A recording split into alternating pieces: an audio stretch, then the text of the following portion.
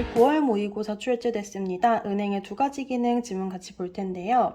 은행이라는 기관은 돈을 다루는 대표적인 기관이기 때문에 경제 비문학 지문에서 많이 빈출되는 개념입니다. 이 지문에서 은행의 본질 그리고 은행이 돌아가는 메커니즘을 아주 친절하고 자세히 설명하고 있기 때문에 이 지문은 공부하기 좋은 지문이고요.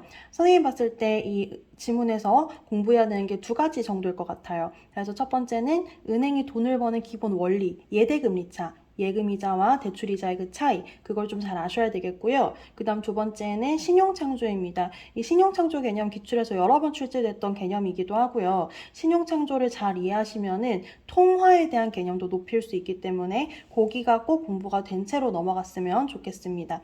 저랑 같이 지문을 좀 읽으러 들어가 볼게요. 1문단입니다.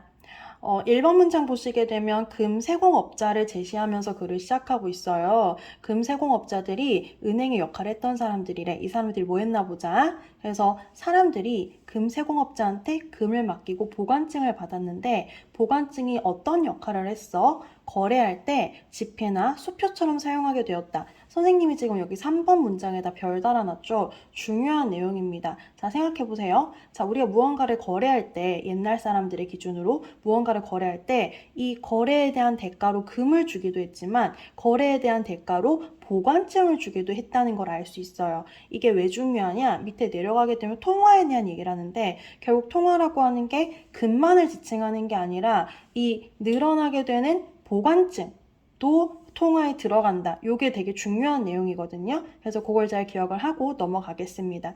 자, 한편 금세공업자들은 사람들이 이거를 다 금을 찾아가지 않기 때문에 내가 이 금을 다 갖고 있을 필요는 없네? 라고 해서 조금만 남겨놓고, 그러니까 비상금처럼 남겨놓고 나머지를 빌려준 것에 대한 수수료를 받아서 이윤을 얻었대요. 그럼 내가 금이 많으면 많을수록 더 많이 빌려주고 그거에 대한 수수료를 받을 수 있으니까 금이 많으면 좋겠죠. 그래서 사람들한테 너 나한테 금 맡길래? 내가 너한테 좀 살해할게. 이런 식으로 사람들한테 살해를 함으로써 금을 맡기게끔 또 유도를 했던 거예요. 그래서 그걸 도식적으로 정리해보면 여기거든요. 금 세공업자에게 사람들은 금을 맡깁니다. 이게 지금의 돈이 되겠죠. 그럼 그에 대해서 살해를 해주게 돼요. 나한테 돈 맡겨줘서 고마워하고 살해를 해줘요. 이게 지금 은행이 주는 예금 이자인 겁니다. 그리고 이제 쌓여있는 금을 자기가 그냥 갖고 있는 게 아니라 누군가한테 또 빌려줘요. 그러면 빌려주고 그에 대한 또 대가로 수수료를 받게 되는데 이게 지금의 현금, 돈을 주고 그에 대한 대출이자를 받는 거나 마찬가지죠. 그래서 1단락에서는 첫 번째, 은행이 하는 역할이었던 예금을 받고 그를 가지고 대출을 해주는 그 역할을 했다는 거. 그거 첫 번째 공부를 하셔야 되겠고요. 두 번째, 3번 문장. 금만 화폐가 아니라 금을 보관한 보관증도 지폐나 수표처럼 사용할 수 있었다. 이 두 가지를 좀 이해를 잘 하고 넘어가셔야 되겠습니다. 자, 이 문단에서는 은행의 기능 이야기하는데요. 첫 번째는 금융중개 기능이래. 맡기는 사람과 빌리는 사람을 중개하는 역할을 했다는 거예요. 그러니까 거래 비용을 낮추고 자금의 흐름을 조정하는 역할을 했다는 거야. 요거는 그냥 요렇게 딱 보고 넘어가시면 될 것 같아요. 중요한 내용이 여기 예금 창조 기능이죠. 요게 지금 굉장히 중요한 내용으로 공부 잘 하고 넘어가셔야 되는 부분입니다. 이 예금 창조 기능은 신용 창조라고도 말을 한다네요. 한번 다시 볼게요. 만일 금세공업자가 금을 그냥 갖고만 있다면 그 경제의 통화량은 변하지를 않아요. 왜? 자, 금 맡고 그에 대해서 너 나한테 금 이만큼 맡겼어 라고 하는 보관증에 기록된 금의 합이 지금 똑같다는 거예요. 자, 선생님 여기다 왜 네모 박스를 해놨냐? 보관증에 기록된 이 금이, 보관증이 통화량을 만드는 거예요. 자, 조금 더 읽어볼게요. 자, 근데 아까 그 금세공업자 같은 경우에 금을 다 갖고 있지 않고 일부만 남겨놓고 나머지에게 대출을 해주거든요. 그러면은 지금 예를 들어서 예를 또 들어주고 있어요. 30% 남긴 다음에 70%만큼 누군가한테 빌려주면 그 사람이 그 돈을 또 쓸 수 있죠.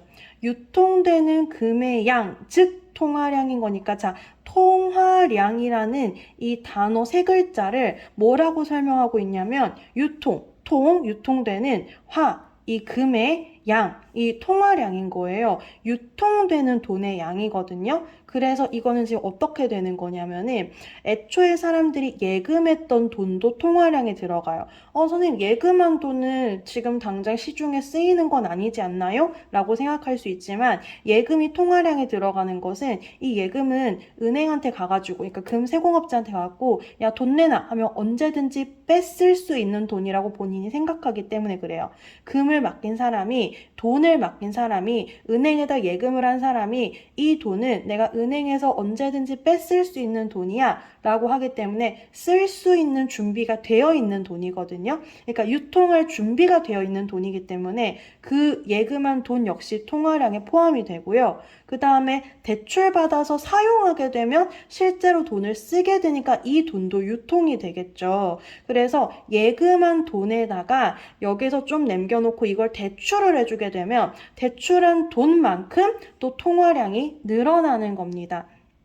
그러면은 그걸 또 다시 누군가한테 맡겨? 그러면 또 그만큼 대출해 줄 것이기 때문에 통화량이 증가한다고 볼 수 있어요. 자, 다시 예금 창조 기능이자 신용 창조 기능에 대해서 설명을 하고 있는데요. 단순히 맡긴 돈만 예금이 아니라 이걸 조금 남기고 누군가한테 대출해 주게 되면 이 대출한 사람이 이 돈을 쓰니까 유통되는 돈이 늘어났다고 보는 거예요. 그래서 쉽게 말해서 여기 좀 잘 이해가 안 된다 싶으시면은 대출해주게 되면 대출해주는 만큼 예금이 창조되고 있다라고 이해를 하시면 되겠습니다. 여기 부분 잘 공부를 해두세요, 여러분. 다시요. 그러니까 예금한 돈도 예금이고 여기서 누군가한테 대출해주게 되면 이걸 쓸 수 있는 돈이기 때문에 유통되는 돈이 늘어난 거거든요. 그래서 이걸 대출해주는 만큼 통화량, 유통되는 돈이 늘어났다고 보시면 될 것 같아요. 다음 단락 하겠습니다. 자, 그래서 대출했어. 또 어디다 예금하고 이걸 또 누구한테 대출해주고 예금하고 대출하고 예금하고 대출하고 왔다 갔다 하게 되면은 기록된 금액. 자, 그냥 금이 아니에요, 여러분들. 여기서 중요한 건 뭐냐면 기록된 금의 양도 늘어났다고 해서 그냥 금이 아니라 기록된 금의 양이 늘어난 게 예금 창조가 이루어졌다고 보는 겁니다. 근데 여러분, 금이 늘어났나요? 아니요. 금이 늘어난 게 아니라 잘 생각하세요. 금은 예를 들어서 아까 여기서 100을 맡겼다고 치면 금 100은 그대로 있고 남기고 누구 빌려주고 남기고 누구 빌려주고 하면서 빌려주고 하는 식으로 지금 보관증에 기록된 금 해서 기록된 금의 양이 늘어난 것이지 금 자체가 늘어난 건 아니에요. 자, 다시 기록된 금의 양이 늘어났다고 하는 건 누군가한테 빌려서 생긴 금이 늘어났다는 뜻이에요. 그래서 지금 예금 창조가 이루어지는 이 메커니즘은 뭐냐면은 이 은행 입장에서 금세공업자 입장에서 일부만 남기고 누군가한테 대출해 줄 수 있기 때문에 대출해 주는 만큼 예금 창조가 이루어진다라는 뜻입니다. 거기까지가 지금 4번 문장에서 설명이 되고 있어요. 자, 5번 문장 가시게 되면은 은행은 일부만 보유하고 대출하면서 예금 통화라는 화폐를 창출하고 자, 대출하면서 예금 통화라는 화폐를 창출을 하는 거예요. 대출하게 되면 예금이 창조가 되는 겁니다. 그러면 사람들은 대출 받아가지고 돈이 생겼으니까 이거저것 쓸 수 있는 거예요. 소비할 수 있는 거예요. 이렇게 화폐 창출 과정이 이루어지게 되면 교환의 매개수, 자 보세요.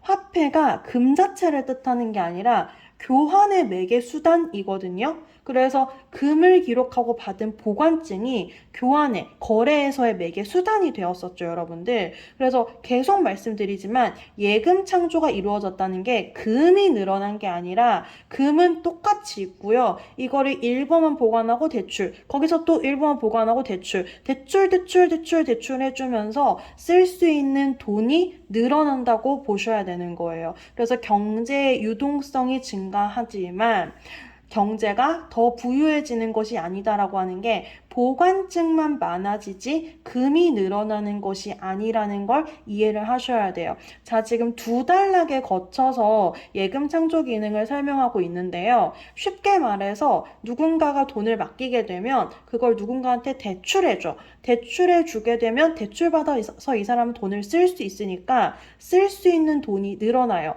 쓸 수 있는 돈이 늘어난 게 통화량이 늘어나는 겁니다. 그래서 금의 액수는 똑같지만 대출받아서 쓰고 대출받아서 쓰고 대출받아서 쓰게 되는 사용할 수 있는 돈의 양이 늘어난 거죠. 그게 통화량이 늘어나고 통화량이 늘어나게 되면은 유동성이 증가했다고 봐요. 하지만 금 자체가 늘어난 건 아니기 때문에 더 부유해졌다고 보기 어려운 겁니다. 자, 정리해 보면은 지급준비 제도로 인해서 예금 창조가 일어난다라는 얘기를 했는데 그게 무슨 소리예요? 일부만 남기고 나머지 대출하는 게 지급준비 제도예요. 그러면 대출해주게 되면 이 대출 늘어난 만큼 통화량이 증가하기 때문에 예금이 창조됐다고 봐요. 하지만 이건 빚이기 때문에 경제가 더 부유해졌다고 보지는 않는다는 뜻이에요. 공부 잘 하고 넘어가셨으면 좋겠습니다. 자, 그리고 이제 그 다음 단락에서는 무슨 얘기를 하냐면 대차대조표 이야기를 해요. 여러분 이제 은행뿐만 아니라 기업의 재무 상태를 나타낼 때에도 이렇게 표를 가지고 재무 상태를 나타내거든요. 제일 기본적인 개념이 자산, 자본, 부채 이렇게 세 개거든요. 자산, 자본, 부채 해서 여기 왼쪽에 자산을 쓰게 돼요. 그래서 왼쪽이어서 이거를 차변이라고 하고요. 오른쪽 자본이랑 부채를 오른쪽에 쓰게 됐는데 이거를 그 반대편에 쓴다고 해서 대변이라고 해요. 그래서 대차대조표라고 하는 말 익숙해지시면 좀 좋고요. 너무 낯설지 않았으면 좋겠어요. 또 나올 수 있는 말이에요. 그리고 왼쪽이 차변, 오른쪽이 대변이라고 하는 용어도 아시면 괜찮은 배경 지식입니다. 바달락에서는 이 표를 정리를 설명을 해주고 있는데요. 자, 2번 문장부터 좀 보겠습니다. 은행의 중요한 자금 조달 원천은 예금이기 때문에 예금을 많이 유치하려고 한다. 그래서 오른쪽을 보게 되면 예금이 지금 2,000 중에 1,500 제일 크죠. 근데 이 예금은 누군가는 뺏을 수 있는 돈. 그래서 야, 그 돈 다시 내놔 하면 언제든지 다시 돌려줘야 되는 돈이기 때문에 부채의 성격을 갖는다는 걸 잘 기억해 주세요. 이게 여러분들 예금은 은행에 맡긴 돈이라고 생각하니까 부채라는 느낌이 잘 안 들거든요. 근데 줘야 될 돈인 거야. 내가 누군가한테 언제든지 갚아야 될 돈인 거야. 그렇기 때문에 예금은 부채의 성격을 가집니다. 그리고 이제 기타 부채 있고요. 그 다음 마지막에 자본금 있습니다. 그래서 자본금이랑 부채. 그래서 자본과 부채가 지금 이렇게 대변에 있고요. 그 다음에 자산이 차변에 있습니다. 자산 보시게 되면 지급준비금, 이게 이제 일부로, 그러니까 비상금으로 떼어놓는 거예요. 그리고 나머지는 대출을 해주거나 유가증권을 사거나 기타 자산을 보유하는데 사용을 하고 있죠. 그래서 이만큼이 은행의 자산이라고 보시면 되겠습니다. 그래서 여기 대변과 여기 차변에 액수가 똑같아야 돼요, 여러분. 그래서 여기 2,000, 여기 2,000 이렇게 액수가 똑같게 자본 플러스 부채가 자산으로 가고 있다는 것까지 이 좀 표를 잘 이해를 해주시면 좋겠어요. 자, 그렇다면 은행은 어떻게 이득을 얻을까라고 하면 예금으로 자금을 조달하고 대출로 자금을 운영해서 그 이자 차이, 예대 금리 차가 주된 수익원이 된다. 아니 그러면은 대출 이자가 왜 더 높느냐라고 하면은 돈 빌려간 사람이 안 갚을 가능성이 있잖아요. 그게 대출 손실에 대한 가능성이거든요. 그래서 신용도에 맞춰서 할증금을 부과를 한다는 겁니다. 그래서 대출 이자가 더 비싸지고 예금 이자는 싼 거예요. 자, 영업이익은 예대금리 차로 발생한 수익에서 이거저거 나가는 돈들, 경상 운영비를 차감하게 되면 이제 그게 수익이 되는 거죠.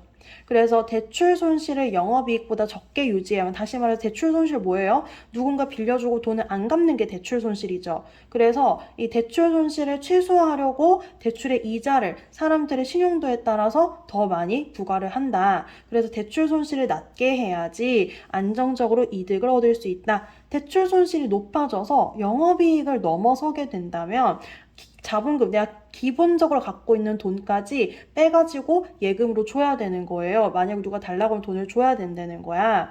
그러니까 쉽게 말해서 대출 손실이 영업이익을 넘어섰다고 하는 거는 내가 누군가한테 돈 빌려줬는데 그 빌린 돈을 못 받으면서 내가 다시 줘야 될 땐 또 그냥 줘야 되는 거야. 그래서 못 받는 돈이 줘야 될 돈보다 더 많아지게 되면 내가 기본적으로 갖고 있는 자본금까지 깎아가지고 써가지고 사람들한테 이제 예금에 대해서 예금 다 줘. 그렇게 줘야 되게 되는 거겠죠.